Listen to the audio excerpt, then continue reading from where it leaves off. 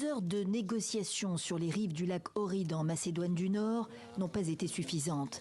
Serbes et Kosovars se retrouvaient sous l'égide de l'Union européenne pour tenter de mettre leurs différends derrière eux, plus de 20 ans après une guerre soldée par l'intervention de l'OTAN.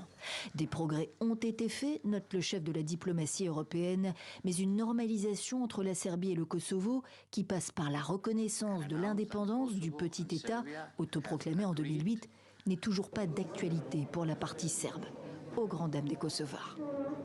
Tout comme lors de la dernière réunion à Bruxelles le 27 février, l'autre partie évite de signer l'accord.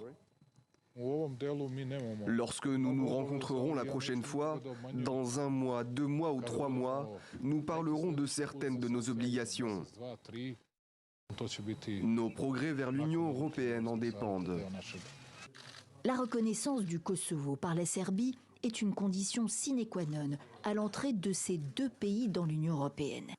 Mais les nationalistes serbes maintiennent la pression. Accepter l'indépendance de l'ancienne province méridionale de la Serbie est à leurs yeux une capitulation.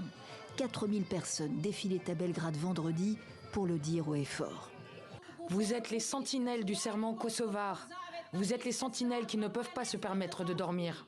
Si le Kosovo, majoritairement musulman, reste une obsession pour bon nombre de Serbes, c'est qu'ils le considèrent comme le berceau national et religieux de la Serbie.